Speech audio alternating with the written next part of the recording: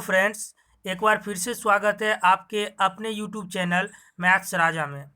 Friends, जैसा कि हम लोगों ने पिछले वीडियो में जो सिंधु घाटी की सभ्यता थी उसे हम लोगों ने कंप्लीट कर लिया है। उसका कंसेप्ट और जो क्वेश्चन है एमसीक्यू दोनों मैंने कंप्लीट कर लिया है।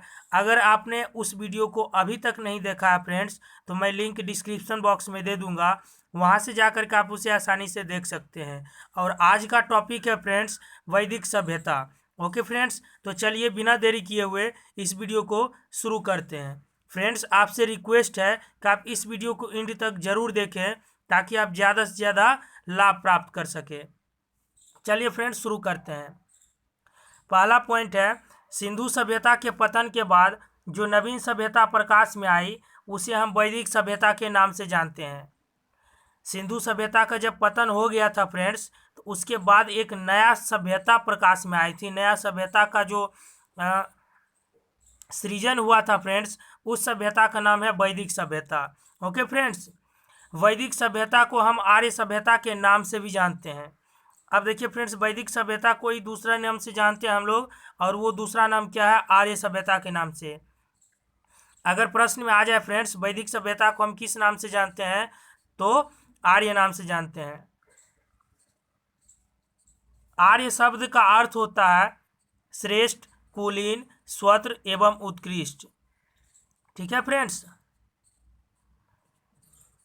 वैदिक सभ्यता को दो भागों में बांटा गया, ऋग्वैदिक काल एवं उत्तर वैदिक काल। ऋग्वैदिक काल का समय माना जाता है 1500 ईसा पूर्व से लेकर के 1000 ईसा पूर्व तक। तो वहीं उत्तर वैदिक काल का समय माना जाता है 1000 ईसा पूर्व से लेकर के 600 ईसा पूर्व तक। फ्रेंड्स, ये आप डेट याद रखिएगा, डायरेक्ट एग्जाम में क्वेश्चन पूछ लिया जाता है। ऋग्वैदिक काल का 1500 से 1000 और उत्तर वैदिक काल का 1000 से 600। वेद का अर्थ होता है जानना एवं ज्ञान। वेद को अपौरुषेय कहा गया है। वेद को क्या कहा गया है फ्रेंड्स? अपौरुषेय कहा गया है। वेद को जो है अपौरुषेय कहा गया है, जिसका अर्थ होता है मानव ने नहीं बल्कि ईश्वर ने की थी। ओके फ्रेंड्स, वेद को हम श्रुति के नाम से भी जानते हैं। श्रुति का अर्थ होता है सुना हुआ। वेद को हम संहिता के नाम से भी जानते हैं। संहिता का अर्थ होता है मंत्रों का संग्रह। वेद को संकलित करने का श्रेय महर्षि वेद व्यास को जाता है।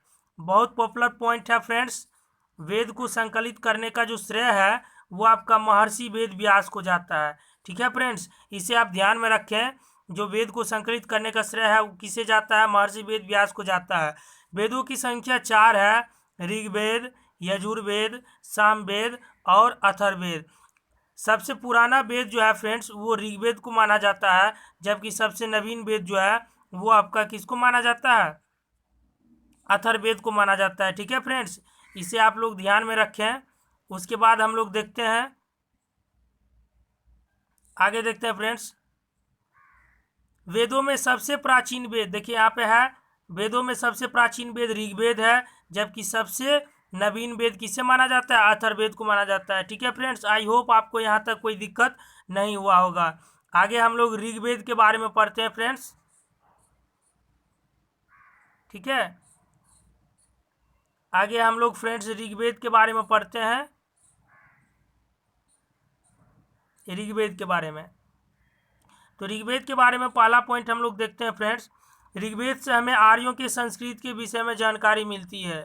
ठीक है फ्रेंड्स, ऋग्वेद से हमें आर्यों के संस्कृत के विषय में जानकारी मिलती है। इस पॉइंट को आप ध्यान में रखें। ऋग्वेद में विभिन्न देवताओं की स्तुति में गाए गए मंत्रों का संग्रह मिलता है। किसमें? ऋग्वेद में।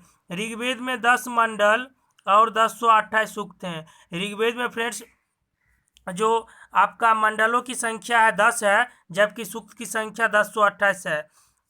ठीक है फ्रेंड्स, ऋग्वेद के 2 से 7वें मंडल को सबसे प्राचीन मंडल कहा गया है। ऋग्वेद के 2 से 7वें मंडल को सबसे प्राचीन मंडल कहा गया है। इसे हम वंश मंडल के नाम से भी जानते हैं। ऋग्वेद के 1 से 10वें मंडल को सबसे नवीन मंडल कहा गया है। ठीक है फ्रेंड्स, क्लियर है?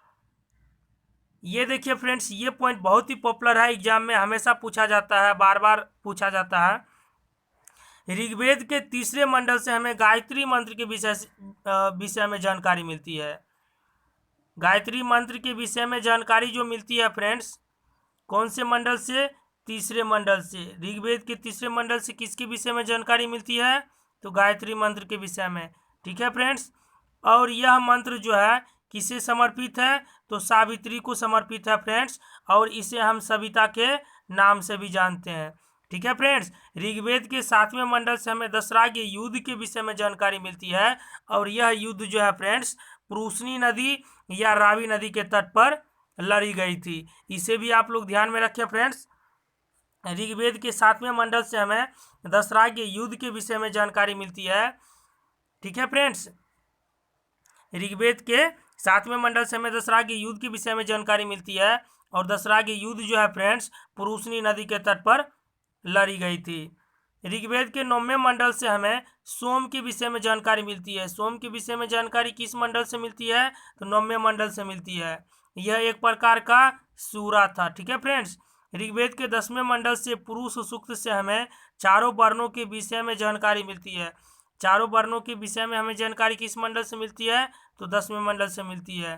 ठीक है फ्रेंड्स, जैसा कि आप यहाँ देख सकते हैं, दशराग्य युद्ध जो है ये आपका पुरुषनी नदी के तट पर लड़ी गई थी, या फिर कह सकते हैं आप रावी नदी के तट पर।